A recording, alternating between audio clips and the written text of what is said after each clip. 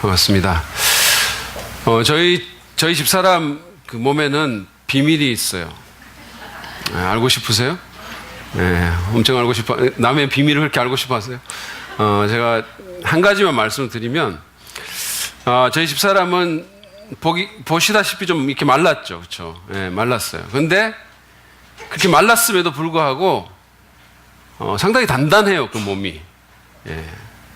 그래서 병에 잘 걸리지 않습니다. 그게 비밀이에요. 실망하셨어요?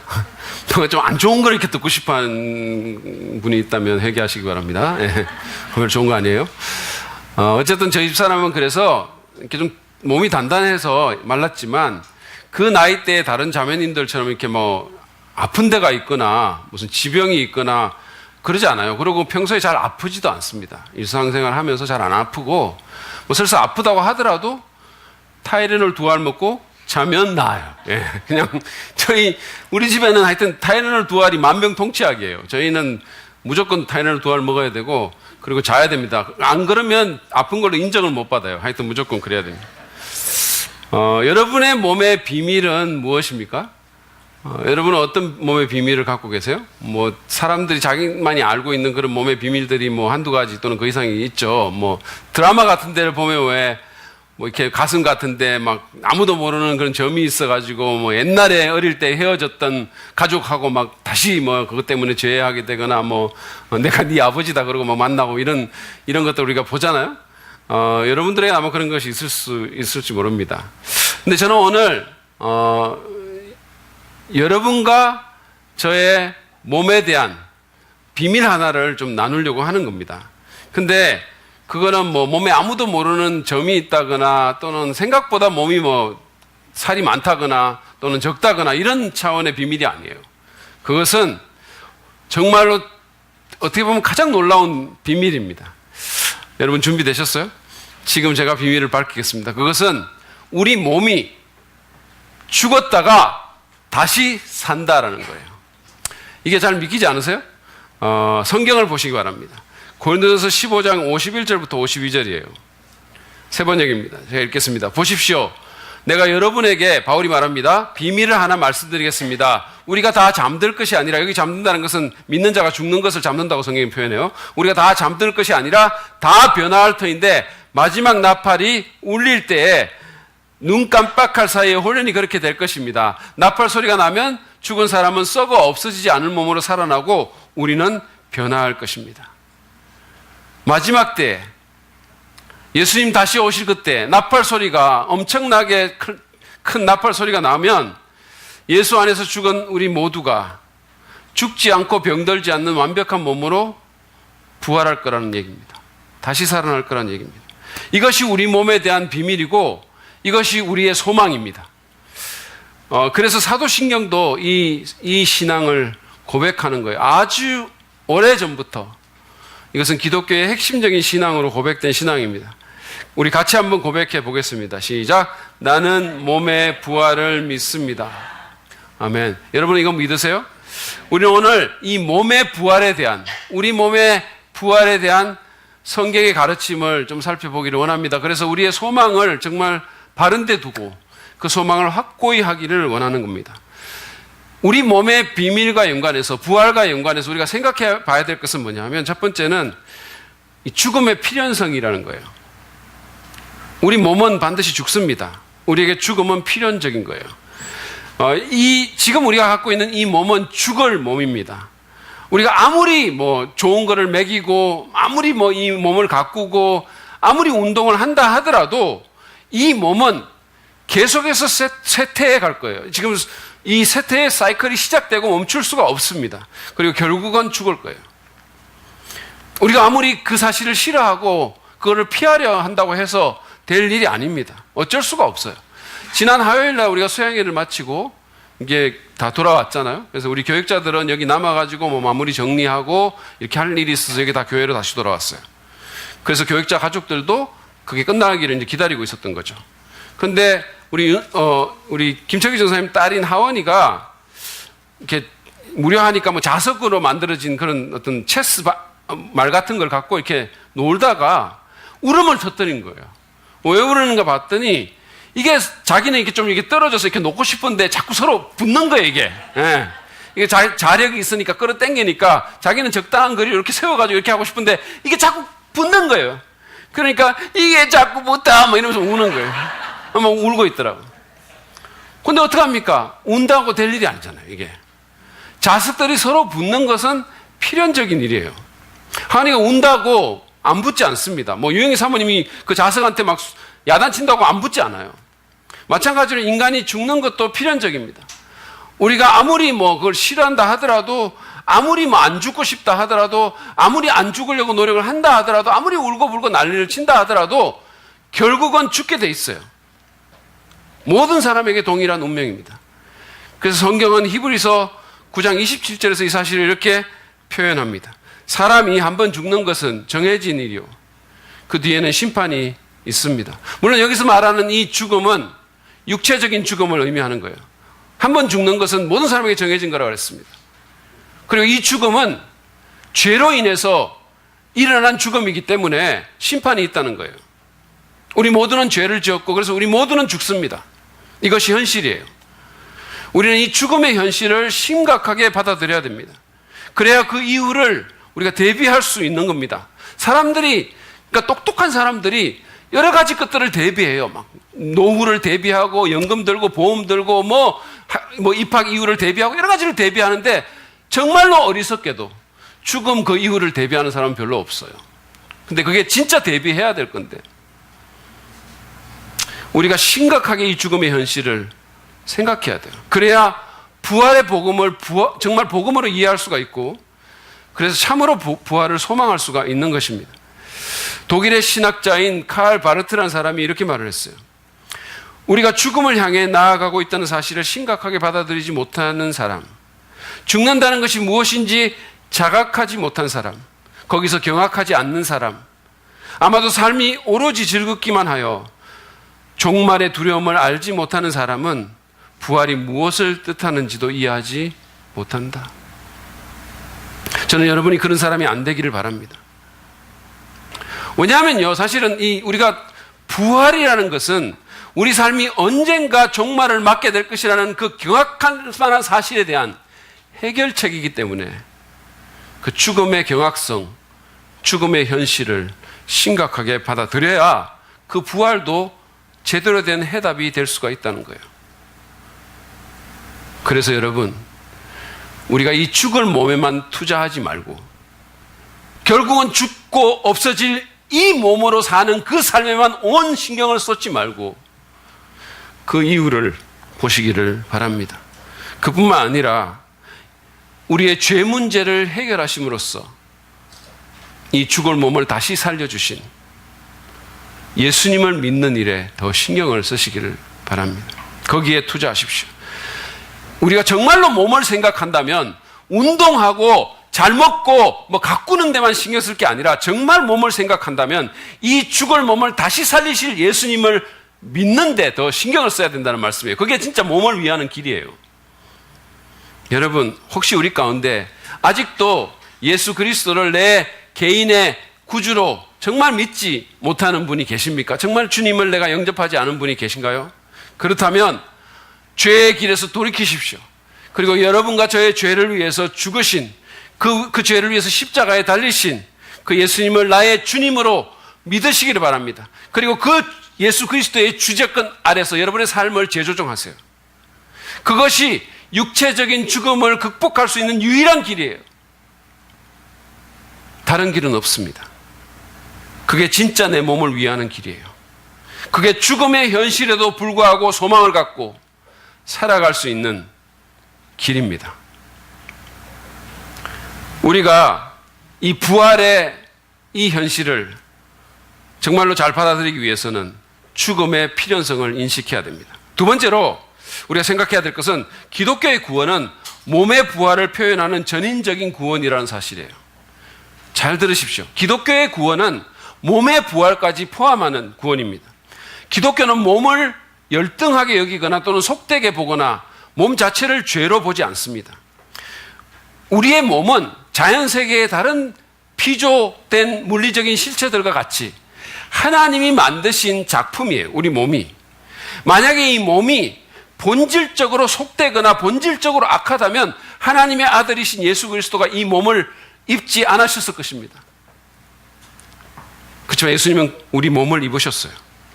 과거에 이 기독교 교부들 가운데 이 그리스 철학의 영향을 받아가지고 플라톤주의라든지 이런 영향을 받아가지고 몸을 속되거나 몸을 악하게 보는 그런 사상을 갖고 있는 사람들이 있었어요. 그래서 이 교회 교부들이 몸을 악하게 여겨가지고 일부러 거세를 하거나 또는 평생을 기둥 위에 살면서 자기 몸을 쇠사슬로 묶어가지고 살았던 그런 사람들이 있었어요. 심지어 어떤 사람은 이 몸을 한 번도 씻지 않은 사람도 있었어요. 이 몸이 악한 거니까 안 씻는 거예요. 그래 원래는 이분이 백인인데 하도 안 씻어가지고 이게 까맣게 되고 흑인보다 더 까맣게 되고 나중에는 자기가 타고 다니는 노새하고 구별이 안 될 정도였다 이렇게 얘기를 했어요. 상상을 해보십시오. 별로 상상 안 해도 됩니다. 사실. 초대교회 이단 중에 영지주의라는 이단이 있었는데 이 영지주의가 그런 이 몸이 악하다는 이런 사상을 갖고 있는 이단이었는데 이 사람들이 그래서 예수님이 인간의 몸을 입었다는 것을 인정할 수가 없었기 때문에 가현설이라는 이단설을 퍼뜨렸어요. 그건 뭐냐 하면 예수님이 인간처럼 보일 뿐이지 진짜 인간은 아니다라는 이단이에요. 그래서 여러분들이 요한 1서 성경을 읽어보면 사도 요한이 예수께서 몸으로 임하셨음을 부인하는 자가 적그리스도다라고 말하는 것은 바로 이 영지주의에 대한 공격이에요. 그 당시에 그렇게 말하는 사람들이 있었던 겁니다. 성경은 인간의 몸을 긍정적으로 바라봅니다. 우리 몸은 우리 특히 믿는 사람들의 몸은 하나님의 성전이고 의의 도구가 될 수 있습니다. 우리는 우리 몸으로 하나님께 영광을 돌릴 수 있어요. 저는 손을 들거나 또는 고개를 숙여 절을 하면서 찬송을 하면 그럴 때가 있는데 그러면 정말로 하나님을 더 가깝게 느낄 때가 많습니다. 입 외에는 어떤 몸의 지체도 사용하지 않으면서 찬송을 하는 그런 저희 집사람이라든지 뭐 유영희 사모님 같은 사람들 보면 저는 너무 안타까워요, 사실. 제가 죽기 전에 이 두 사람이 손 들고 점프하면서 찬송하는 거 보는 게 제 평생 소원이고 꿈이에요. 여러분 기억하십시오. 몸은 좋은 것입니다. 날씬하거나 근육질의 몸만 좋은 게 아니라 모든 몸이 다 좋은 거예요. 모든 몸이. 몸매뿐만이 아니라 몸뚱이도 좋은 거예요. 좋은 겁니다. 비록 죄로 인해서 우리의 몸이 병들고 쇠퇴하긴 하지만 우리 몸은 본질적으로 좋은 것이고 구원받아서 새롭게 될 수 있는 것입니다. 사실 하나님께서 만드신 인간은요, 영혼만이 아니라 몸과 결합된 영혼이에요. 칼 바르트가 말한 것처럼 인간은 몸이 있어야 인간이고 그래서 인간은 몸을 가진 영혼이요, 영혼을 가진 인간입니다. 그리고 그 둘은 서로 상호작용을 하는 거예요. 따라서 기독교의 구원은 단순한 영혼만의 구원이 아닙니다. 어떤 사람은 구원을 영혼이 이 몸을 떠나서 이렇게 하늘나라 가는 걸로 이렇게 이해하는 사람이 있는데 이거는 기독교적인 구원관이 아니에요. 그거는 신플라톤주의나 또는 영지주의적인 구원관입니다. 기독교의 구원은 영혼뿐만이 아니라 몸까지 구원받는 거예요. 전인격적인 구원입니다. 그래서 저는 영혼 구원이라는 단어를 별로 좋아하지 않아요. 어쩔 수 없이 쓸 때도 있지만 좋아하지 않습니다. 영혼 구령이라는 단어는 더더욱 싫어해요. 그거는 역전 앞이라는 것처럼 문법적으로도 맞는 말이 아니에요. 제가 예전에 다녔던 교회에서는 이렇게 그 말씀 설교 시간이 끝나고 나면 사람들을 이렇게 구원으로 초청하는, 복음 초청하는 그런 순서가 항상 있었어요.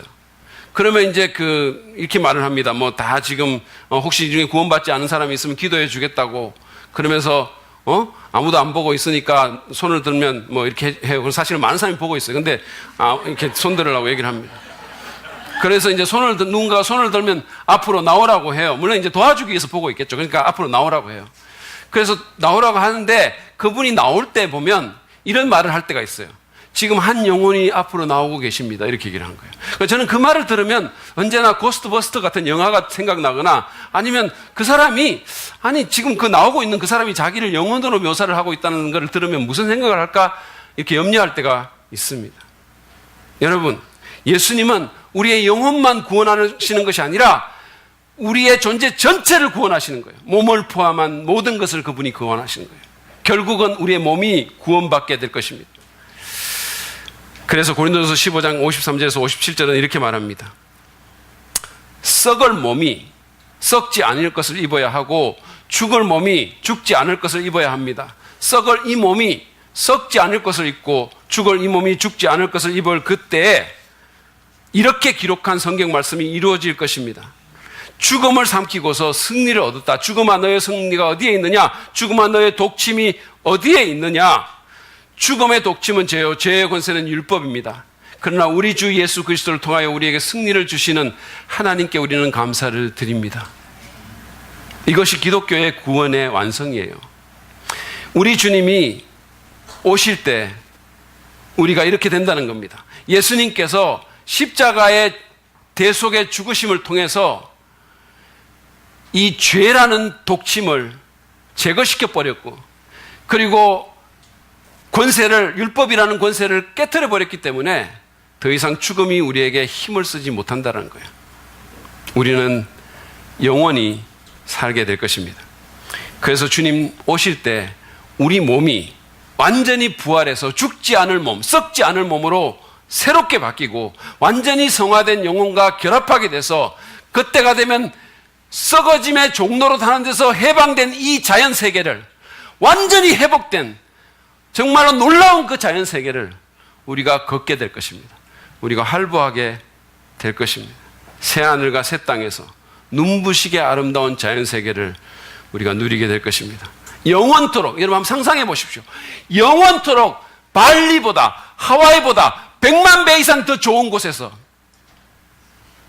완전히 새롭게 된 몸으로, 죄 하나 없는 영혼으로 하나님께서 철마다 맺게 해주시는 그 열매를 씹고 뜯고 맛보고 즐기면서 우리가 살게 될 거예요.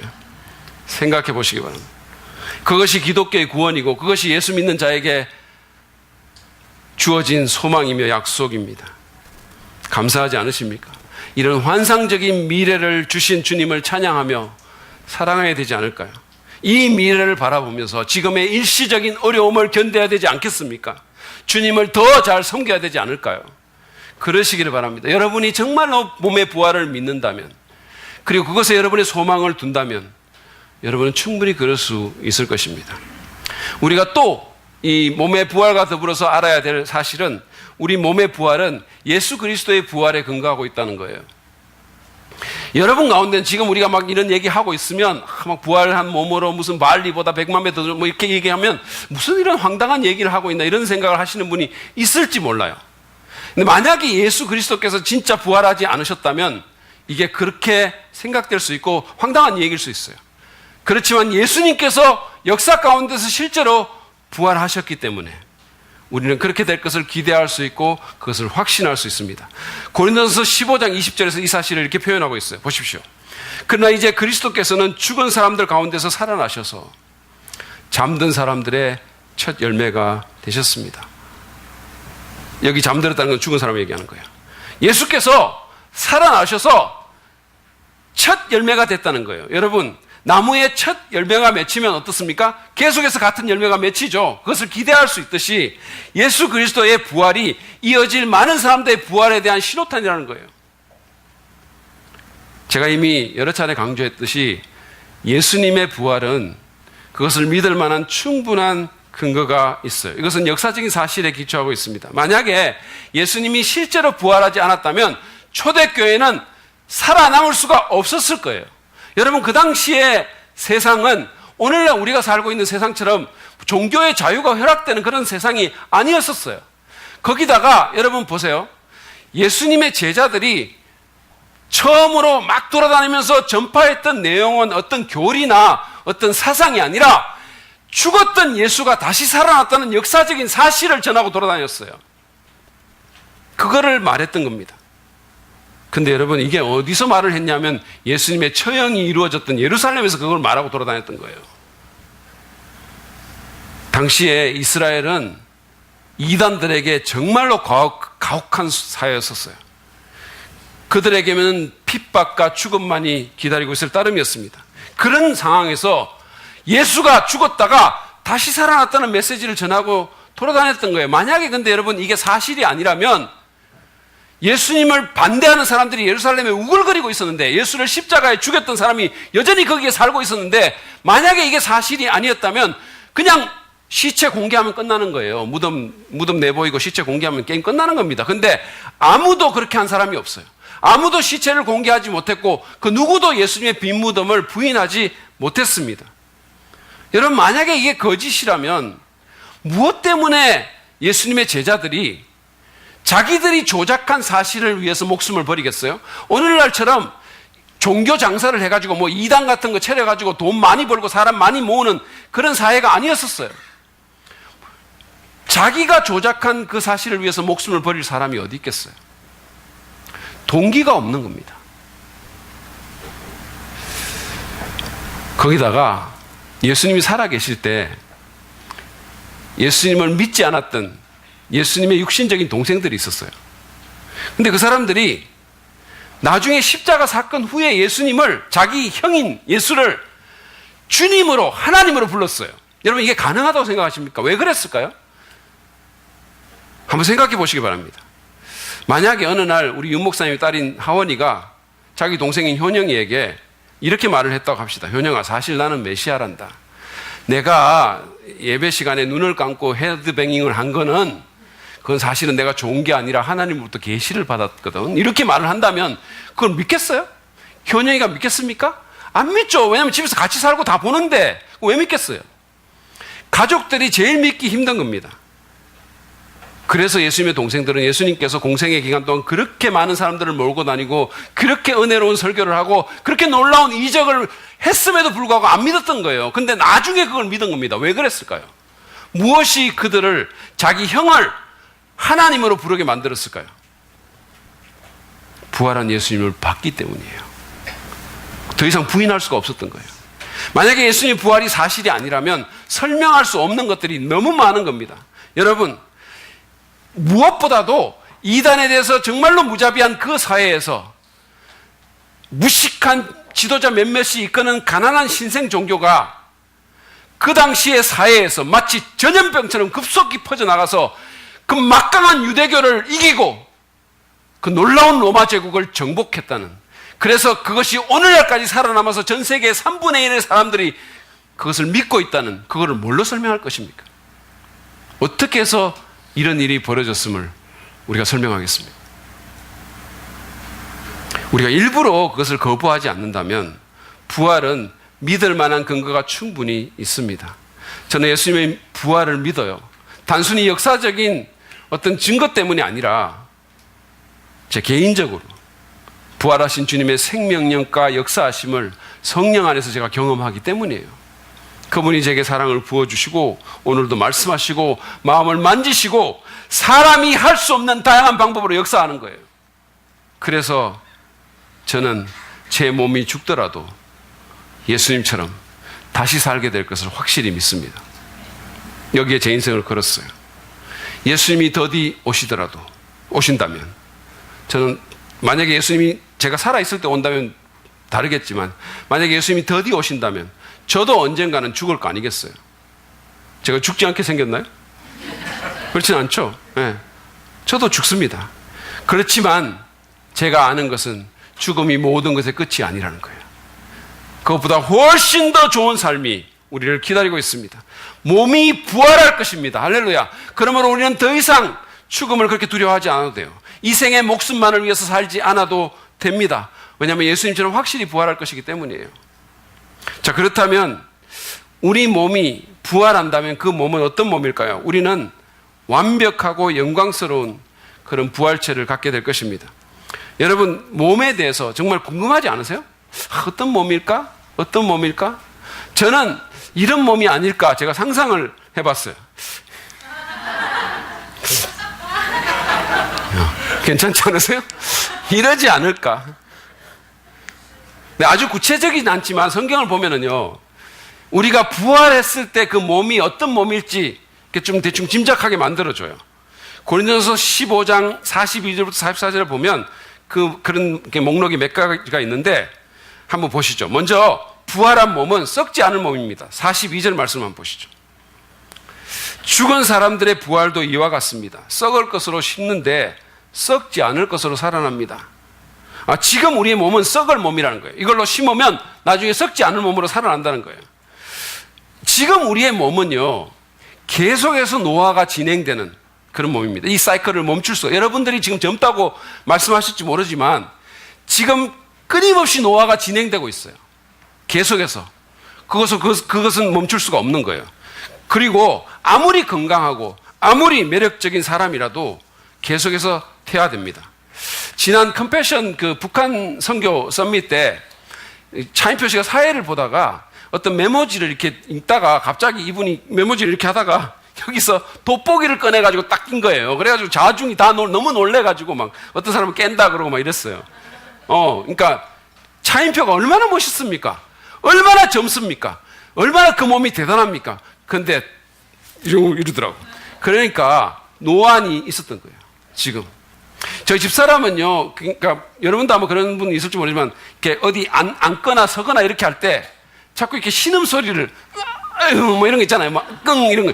근데 너무 속상해 해요. 그리고 안 내려고 노력하는데 그게 저절로 나오는 거예요. 왜냐하면 몸이 녹슬었기 때문이에요. 이처럼 우리 모두의 몸은 노화돼서 결국은 죽게 될 것이고 결국은 썩어서 한 줌 흙으로 변하게 될 겁니다. 이거는 모든 사람이 동일한 거예요. 그렇지만 우리가 나중에 갖게 될 그 몸은, 부활한 그 몸은 결코 노화되지도 죽지도 않습니다. 죽을 가능성조차 없는 거예요. 여러분, 그거를 상상할 수 있으세요? 저는 정말 번지 점프를 정말 해보고 싶은데 하다가 줄이 끊어져서 죽을까봐 겁나서 못하는 거예요. 제가 부활하면 제일 먼저 할 것이 번지 점프예요. 죽을 수 없는 몸을 갖고 사는 것을 상상할 수 있으십니까? 상상조차 안 되는 거예요. 너무 좋은 겁니다. 그게 우리 몸의 미래예요. 부활의 몸은 또한 영광스러운 몸입니다. 43절 상반부를 보시면 이렇습니다. 비천한 것으로 심는데 영광스러운 것으로 살아납니다. 바울은 미래의 부활한 그 몸과 비교해서 지금 우리의 몸을 비천하다라고 표현했어요. 개혁성경에 보면 욕되다라고 표현했어요. 욕된 몸이다 그렇게 얘기했어요. 사실은 이 사람의 몸이 지금 우리 인체도 그 무엇보다도 정교하고 아름답다 그러잖아요. 이 사람의 몸만큼 아름다운 게 없다 그러잖아요. 특별히 무슨 전지현이나 김태희 같은 사람이 나오면 막 자체 발광이다 그러고 그 몸에서 빛이 난다 그러고 뭐 공황이 밝아졌다 그러고 막 이러잖아요. 그런데 사도 바울은 그 몸을 비천한 몸이다 이렇게 얘기했어요. 미래의 몸이 가질 영광과 비교할 때 그 몸은 비천한 몸이고 욕된 몸이라는 거예요. 아마도 바울은 이 글을 쓸 때 자신이 다메섹 도상에서 만나봤던, 다마스커스 길을 걷다가 보았던 예수 그리스도의 부활하신 찬란한 영광의 몸을 생각했을지 모릅니다. 그것을 머릿속에 떠올렸을 때 눈이 멀 정도로 빛났던 그 몸을 생각했던 거예요. 그만큼 완벽하고 아름다운 몸을 우리가 가질 것이라는 뜻입니다. 우리의 몸만으로도 하나님의 영광을 드러낼 수 있는 그런 몸을 우리가 갖게 될 거라는 거예요. 너무 기대가 되지 않으십니까? 두세 사람 정도 기대하고 계시는군요. 부활의 몸은 또한 강한 몸입니다. 43절 하반부예요. 약한 것으로 심는데 강한 것으로 살아납니다. 지금 우리의 몸을 약하다고 했어요. 우리가 이 표현을 보면 허성구 전사님 몸 같은 걸 보면 이렇게 공감이 돼요. 이렇게. 그런데 김철기 전사님 몸을 보면 이게 공감이 잘 안 될 수도 있어요. 그렇지만 여러분, 아무리 강하게 보이는 몸이라 할지라도 사실은 그 몸이 약한 몸이에요. 약한 겁니다. 여러분, 람보 같은 영화 보잖아요. 그럼 막 이게 엄청난 몸이고 막 이 몸 두들기 패도 괜찮고 뭐 심지어는 총칼을 맞아도 살아요. 근데 그거는 할리우드 영화에서나 그런 거고 실제로는 그렇지 않습니다. 우리 몸이 아무리 강한 것 같아도 정말 앵그리는 모기 한 마리 때문에 치명타를 입을 수 있는 거예요. 눈에 보이지도 않는 무슨 메르스 바이러스 같은 것 때문에 장정들이 픽픽 썰어지는 거예요. 우리 몸이 약하다는 겁니다. 그렇죠? 부활의 몸은 그렇지 않아요. 그것은 병들지도 쇠하지도 상하지도 부러지지도 않습니다. 뿐만 아니라 그것은 결코 피곤해하지 않는 몸이에요. 여러분, 이걸 상상할 수 있습니까? 저는 가끔씩 이렇게 밤에 늦게 좋은 책을 읽거나 뭐 연구를 하거나 글을 쓰거나 하면서 막 시간이 막 갈 때가 있잖아요. 그러면 계속 하고 싶은 거예요. 계속. 근데 피곤해가지고 못할 때가 있어요. 또는 설사 피곤을 못 느낀다 하더라도 내일 피곤할 거기 때문에 어쩔 수 없이 그걸 내려놔야 될 때가 있어요. 그러면 너무 속상하고 안타까워요. 마음은 원이라도 육신이 약하다라는 말에 정말로 공감이 돼요. 그렇지만 부활의 몸은 더 이상 그런 말을 하지 않을 것입니다. 우리는 마음이 원하는 대로 주님을 섬기게 될 것이고, 왜냐하면 우리 육신이 말을 들을 것이니까, 절대 피곤하지 않을 것이니까. 그리고 최상의 열정으로, 지치지 않는 열정으로 사명을 감당하게 될 것입니다. 부활 후에 예수님이 그랬던 것처럼 공간의 제약도 받지 않을 거예요. 다시는 병들지 않고 부러지지 않고 상하지 않는 강력한 몸을 갖게 될 것입니다. 여러분 모두에게 그 축복이 임하기를 바랍니다. 또한 부활의 몸은 신령한 몸이에요. 44절을 보십시오. 자연적인 몸으로 심는데 신령한 몸으로 살아납니다. 자연적인 몸이 있으면 신령한 것도 있습니다. 바울은 지금 우리가 갖고 있는 몸을 자연적인 몸이라고 했어요. 이 말은 무슨 뜻이냐면 지금 우리가 살고 있는 이 자연 세계에 적합한 몸, 여기에 맞도록 제한된 몸이다라는 뜻이에요. 그러면 나중에 우리가 갖게 될 이 신령한 몸이라는 것은 무슨 영어로 이루어진 몸이다 그런 뜻은 아니에요. 무슨 사랑과 영혼 같은 영화에서 보는 이상한 유령 같은 그런 몸이 아니라 실제로 몸인데 성령의 통제를 받는 몸이라는 거예요. 그러니까 예수님께서 여러분 부활하셨잖아요. 그래서 변화됐을 때 예수님의 그 몸이 우리가 만질 수 있고 볼 수 있고 뭔가를 먹을 수 있는 그런 육체적인 몸이었어요. 그렇지만 그 몸은 신령한 몸입니다. 왜냐하면 온전히 성령의 통제를 받는 몸이니까. 지금 우리가 갖고 있는 몸은 몸과 영혼이 갈등을 겪을 수가 있고 그렇잖아요. 그렇지만 그때는 갈등이 없는 몸이에요. 완벽한 몸입니다. 완벽히 성령과 조화를 이루는 몸을 우리가 갖게 될 것입니다. 그것은 또한 하나님께서 만드신 새로운 세계, 다시 말해서 새하늘과 새 땅에 완전히 적응하게 될 그런 몸이라는 뜻이에요. 성령께서 우리 몸을 그렇게 만들어 주실 거라는 거예요. 저는 이렇게 한 번도 제가 사실은 본 적은 없는데 이 보도 같은 걸 통해서 보면 뭐 지금 어떤 케이블 TV에서 Let Me In이라는 그런 프로그램을 한다고 이렇게 들었어요. 이거는 뭐 신체 기형 같은 거, 심각한 신체 장애 때문에 정상적인 생활에 어려움이 있는 사람들을 이렇게 골라가지고 그 사람들을 성형해가지고 새로운 어떤 몸을 주고 외모를 준다는 거예요. 제가 안 봤지만 상상은 할 수 있는 거예요. 만약에 막 이렇게 입이 삐뚤어졌거나 뭔가 이렇게 혹이 있거나 막 이래가지고 엄청나게 힘든데 그 사람들이 완전히 새롭게 됐을 때 그들이 얼마나 감격하겠어요. 얼마나 기쁘겠습니까? 얼마나 새로운 삶을 찾은 것 같았겠어요. 그들이 아마 눈물을 흘리면서 기뻐할 것 같아요. 정말 펄쩍펄쩍 뛸 것 같아요. 그 가족들과 청중들이 박수를 칠 것 같아요. 썩지 않고 영광스러우며 강하고 신령한 몸을 우리가 가질 때 무엇보다 기뻐할 사람은 우리 자신일 것 같아요. 너무 감격스러울 것 같아요. 우리는 가슴이 터질 것 같은 기쁨으로 우리를 그렇게 만들어주신 우리 주님을 영원토록 찬양할 것입니다.